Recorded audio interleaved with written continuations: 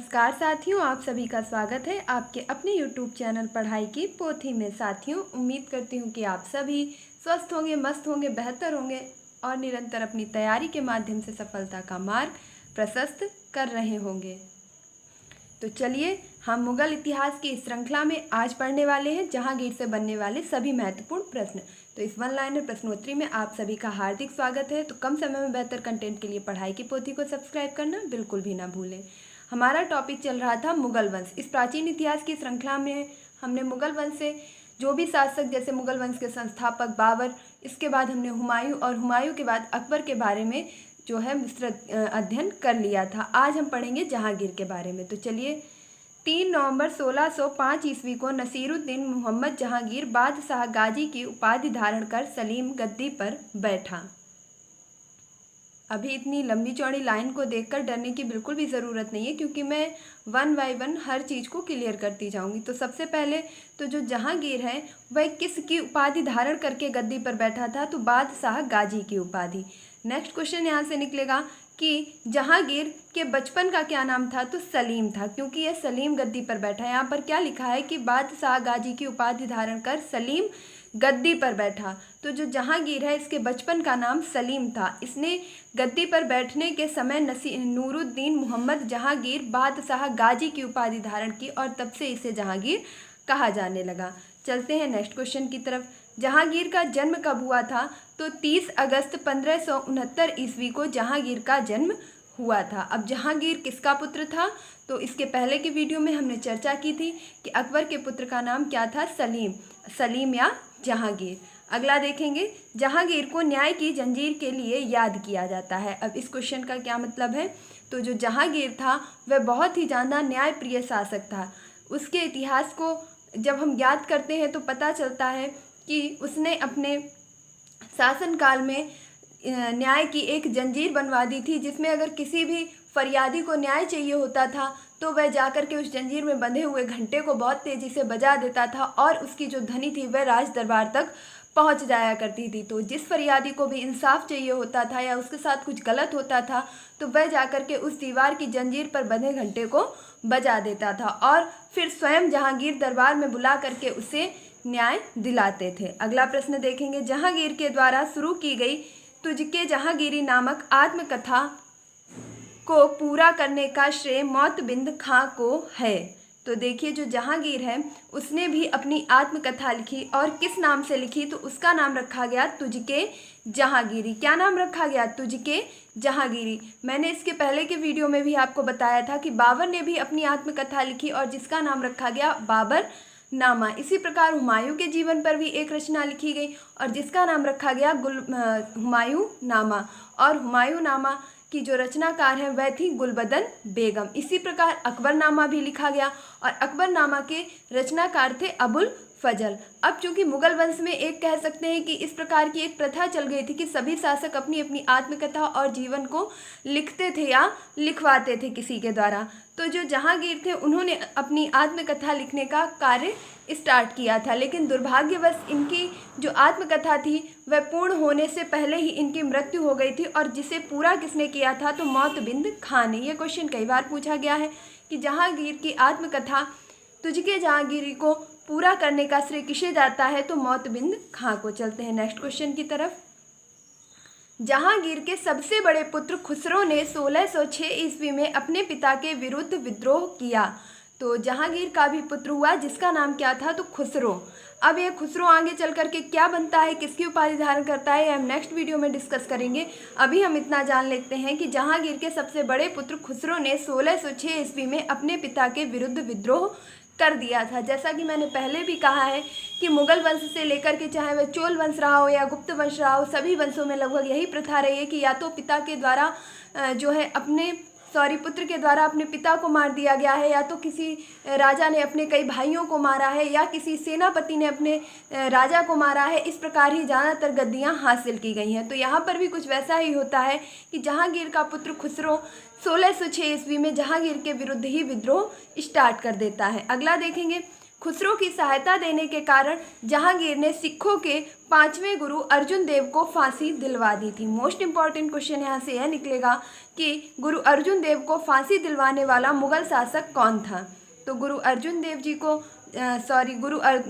को फांसी दिलवाने वाला जो मुगल शासक था वह था जहांगीर। जहांगीर ने उन्हें क्यों दिलवाई थी फांसी, तो उसका कारण यह था कि जहांगीर को ऐसा लगता था कि सिखों के जो गुरु हैं 5वें गुरु अर्जुन देव, उन्होंने जो खुसरो खां है उनका पुत्र खुसरो को बहुत ही ज़्यादा अपने बहकावे में ले लिया है, जिसके कारण वह मुझसे विद्रोह कर रहा है। तो उसका ये पूरा मानना था कि अगर मैं अर्जुन देव को फांसी दे दूंगा, मरवा दूंगा, तो मेरा पुत्र मेरे खिलाफ किए गए विद्रोह को समाप्त कर देगा।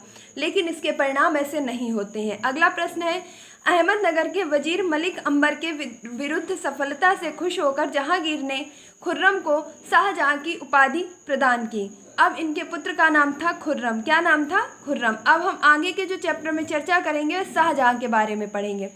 जो शाहजहां था वह जहांगीर का पुत्र था और इसके बचपन का नाम क्या था? तो खुर्रम था। जैसे अभी हमने पढ़ा था कि जो जहांगीर था उसके बचपन का नाम क्या था? सलीम। इसी प्रकार सलीम यानी कि जहांगीर का भी पुत्र हुआ और उसके बचपन का नाम रखा गया खुर्रम, और आगे चल करके वह शाहजहां की उपाधि धारण करता है। नेक्स्ट क्वेश्चन देखेंगे, शालीमार का बाग श्रीनगर में जहांगीर ने बनवाया था। मोस्ट इंपॉर्टेंट क्वेश्चन, आपसे कई परीक्षाओं में पूछा जा चुका है। इनफैक्ट ये क्वेश्चन 2 से 3 बार कई परीक्षाओं में मैंने खुद ही फेस किया है कि शालीमार बाग किसके द्वारा बनवाया गया, तो मुगल शासक जहांगीर के द्वारा। एक बार क्वेश्चन कुछ इस तरीके से आया था कि जहांगीर द्वारा निर्मित शालीमार बाग स्थित है, तो कहाँ पर स्थित है?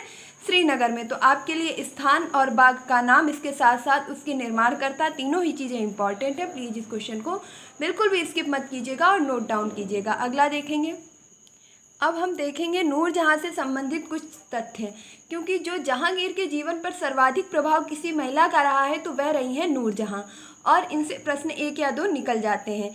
तो हम देखेंगे कि नूरजहां कौन थी। तो मिर्जा ग्यास बेग की पुत्री नूरजहां का वास्तविक नाम मेहरुन्निसा था। तो एक बार तो प्रश्न यही आया था कि नूरजहां का वास्तविक नाम क्या है? मेहरुन्निसा। नेक्स्ट देखेंगे, 1594 ईस्वी में नूरजहां का विवाह अली कुली बेग से संपन्न हुआ था। जो नूरजहां थी उनका विवाह किसके साथ हुआ था? अली कुली बेग से। इसके बाद क्या होता है कि जहांगीर ने एक शेर मारने के कारण अली कुली बेग ने शेर अफगान की उपाधि धारण की थी। जहांगीर ने अली कुली बेग को शेर अफगान की उपाधि प्रदान की थी। क्यों प्रदान की थी? क्योंकि इन्होंने एक शेर को मार डाला था। अगला देखेंगे, मेहरुन्निसा के सौंदर्य पर मुग्ध होकर जहांगीर ने 1611 ईस्वी में उनसे विवाह कर लिया था। जो नूरजहां थी यानी कि मेहरुन्निसा, उनकी सुंदरता को देख करके जहांगीर उन पर काफ़ी ज़्यादा मुग्ध हो गए थे, और चूंकि उनका विवाह भी हो चुका था और उसी दरमियान अली कुली बेग भी मृत्यु को प्राप्त हो चुके थे। तो मेहरुन्निसा के सौंदर्य पर मुग्ध होकर जहांगीर ने क्या किया? मेहरुन्निसा से विवाह कर लिया। कब किया? 1611 ईस्वी में। विवाह के पश्चात जहांगीर ने उसे नूर महल एवं नूरजहां की उपाधि प्रदान की। जहांगीर ने नूरजहां से विवाह करने के बाद उनकी सुंदरता को ध्यान में रखते हुए उन्हें नूर महल और नूरजहां जैसी उपाधियां प्रदान की। अब देखिए, नूरजहां का नाम नूरजहां क्यों पड़ा? क्योंकि नूरजहां उन्हें उपाधि प्रदान की गई थी जहांगीर के द्वारा, जो कि इतनी ज़्यादा प्रचलित हुई कि जो उनका वास्तविक नाम था मेहरुन्निसा, उसे भूल करके लोग नूरजहां के नाम से ही उन्हें जानने लगे। तो उम्मीद करती हूँ कि ये क्वेश्चन आप अच्छी तरीके से समझ गए होंगे। चलते हैं नेक्स्ट क्वेश्चन की तरफ। नूरजहां की माँ अस्मत बेगम ने गुलाब से इत्र निकालने की विधि खोजी थी। ये क्वेश्चन मोस्ट इंपॉर्टेंट है। आपसे पूछा जाएगा कि गुलाब से इत्र निकालने की विधि किसके द्वारा प्रचलित की गई या खोजी गई? तो उनका नाम था नूरजहां की जो माँ थी बेगम अस्मत, उनके द्वारा गुलाब से इत्र निकालने की विधि का आविष्कार किया गया था। नेक्स्ट क्वेश्चन देखेंगे, महावत खां ने झेलम नदी के तट पर 1626 ईस्वी में जहांगीर नूरजहां उसके भाई आशफ खां को बंदी बना लिया था। अब चूंकि जैसा कि मैंने पहले ही कहा था, शासन और सत्ता के लोलुप होने के कारण जहांगीर के पुत्र के द्वारा ही इस षड्यंत्र में जहांगीर, नूरजहां और नूरजहां के भाई आसफ खां को भी बंदी बना लिया गया था। कहाँ बनाया गया था? तो झेलम नदी के तट पर। किसके द्वारा? महावत खां के द्वारा। चलते हैं नेक्स्ट क्वेश्चन की तरफ। देखिए, मैं बस इतना ही कहूँगी कि अगर आप स्वयं से इस टॉपिक को पढ़ना स्टार्ट करेंगे या किसी भी प्लेटफॉर्म पर जा करके आप इसके बारे में अध्ययन करेंगे, आप 1 से 1.5 घंटे जब पूरी थ्योरेटिकल पढ़ेंगे, उसके बाद आप इससे ज़्यादा इंपॉर्टेंट क्वेश्चन नहीं निकाल सकते जो आपको सिर्फ 10 से 15 मिनट में दे दिए जाते हैं। और मेरा ऐसा मानना है कि बढ़ते हुए कंपटीशन को देखते हुए आपको कम समय में बेहतर कंटेंट की ज़रूरत है, ना कि ज़्यादा समय में कम कंटेंट की। तो अब आपको किस प्लेटफॉर्म पर जाना है, आपको अपनी सफलता के लिए किस रणनीति को अपनाना है, ये आप पर तय करता है। चलते हैं नेक्स्ट क्वेश्चन की तरफ। 7 नवंबर 1627 ईस्वी को भीमवार नामक स्थान पर जहांगीर की मृत्यु हो गई। उसे शहादरा लाहौर में रावी नदी के किनारे दफनाया गया। अब उसकी मृत्यु कहाँ होती है, ये चीज़ इतनी इंपॉर्टेंट नहीं है। आपका जो क्वेश्चन निकलता है वह निकलता है कि शहादरा के लाहौर रावी नदी के किनारे जहांगीर को दफनाया गया था। तो इस चीज़ को आप याद रखेंगे। देखिए, बस इतना ही मैं कहना चाहूँगी इस प्लेटफॉर्म के माध्यम से कि इतनी ज़्यादा चीज़ें हैं कंपटीशन में, इतनी ज़्यादा चीज़ें हैं। हिस्ट्री ले लीजिए, पॉलिटिकल लीजिए, इसके बाद आप इकोनॉमिक्स ले लीजिए या आप स्टैटिक जीके ले लीजिए, करंट अफेयर्स ले लीजिए। आप कितना विस्तृत अध्ययन करेंगे? इतनी सारी चीज़ों को अगर आप अध्ययन करेंगे तो आपका काफ़ी समय तो अध्ययन में ही निकल जाएगा। फिर आप किस तरीके से कंपटीशन में फाइट कर पाएंगे? तो आपको बहुत ज़्यादा नहीं पढ़ना है, आपको बहुत सिलेक्टेड पढ़ना है। और उस सिलेक्टेड पढ़ने के लिए आपके लिए ज़रूरी है किसी प्लेटफॉर्म को ज्वाइन करना, क्योंकि स्वयं से अगर आप मैटर को सिलेक्ट करेंगे तो काफ़ी ज़्यादा टाइम लगेगा। आप पूरा टॉपिक पढ़ेंगे, तैयार करेंगे, उसके बाद आप उसमें से इम्पॉर्टेंट क्वेश्चंस को निकालेंगे। बेहतर होगा कि आप इस प्लेटफॉर्म से जुड़ें, इम्पॉर्टेंट क्वेश्चंस को पढ़ें, उसके बाद टॉपिक को रीड करें, तो आपको समझने में इसके साथ साथ इम्पॉर्टेंट चीज़ों को डिनोट करने में ज़्यादा टाइम नहीं लगेगा। अगला देखेंगे, मुगल चित्रकला अपने चरमोत्कर्ष पर जहांगीर के शासनकाल में पहुंची। मोस्ट इंपॉर्टेंट क्वेश्चन है और कई बार परीक्षाओं में पूछा जा चुका है। देखिए, अगर जहांगीर से संबंधित कोई प्रश्न बनता है तो इनसे रिलेटेड प्रश्न बनता है कि न्याय की जंजीर किसके दरबार में प्रसिद्ध थी, तो जहांगीर के दरबार में। नेक्स्ट इनका आ जाता है कि चित्रकला चरमोत्कर्ष पर किस मुगल शासक काल में थी, तो आपका आंसर हो जाएगा जहांगीर के शासनकाल में। क्यों? क्योंकि जो जहांगीर था वह चित्रकला का बहुत बड़ा प्रेमी था।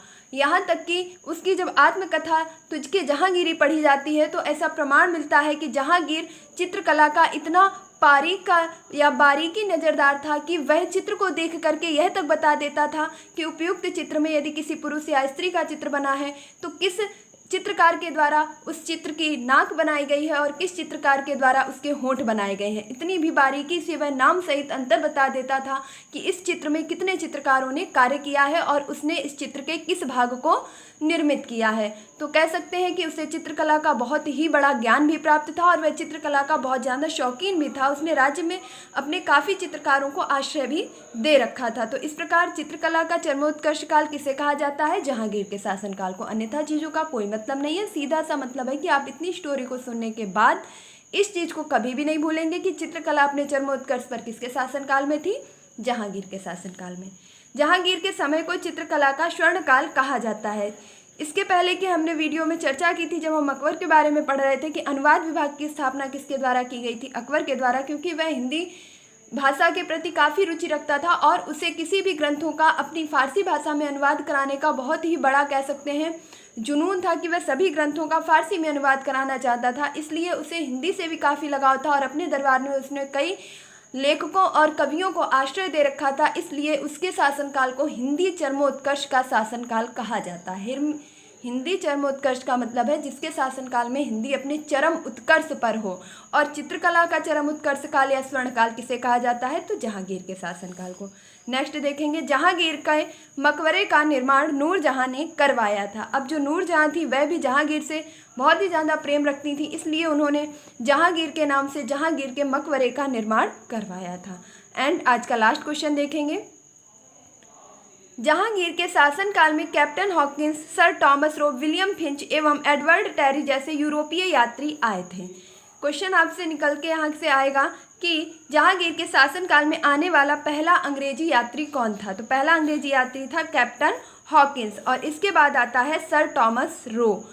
अब इस क्वेश्चन को आप रिलेट करेंगे आधुनिक भारत के इतिहास से, जो कि श्रृंखला आपकी चलाई जा रही है, आप उसे भी देख सकते हैं। उसमें मैंने आपको बताया है कि आपके एलिजाबेथ के बाद जो जॉर्ज आते हैं, जॉर्ज वहाँ से क्या करते हैं, एक पत्र लिख करके भारत में व्यापार हेतु अनुबंध पत्र भेजते हैं। किसके हाथों भेजते हैं, तो सर कैप्टन हॉकिंस के हाथों भेजते हैं।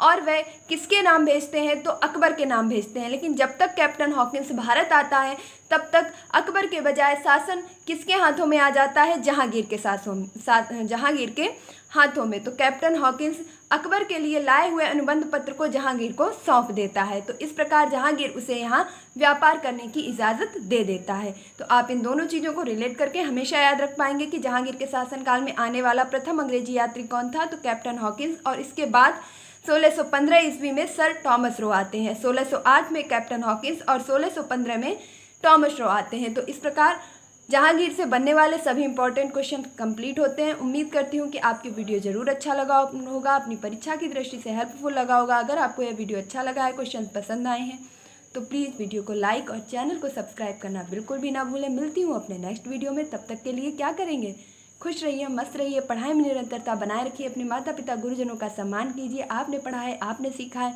दोस्तों को शेयर कीजिए और इस प्लेटफॉर्म को आगे बढ़ाने में मेरी मदद कीजिए। उम्मीद करती हूँ कि आप ज़रूर ही पढ़ाई की पोथी को सब्सक्राइब कर चुके होंगे। अगर नहीं किया है तो क्या कर रहे हैं, फटाफट से इसे सब्सक्राइब कीजिए ताकि आगे आने वाले सभी वीडियो आपको कम समय में प्रोवाइड हो सकें। धन्यवाद।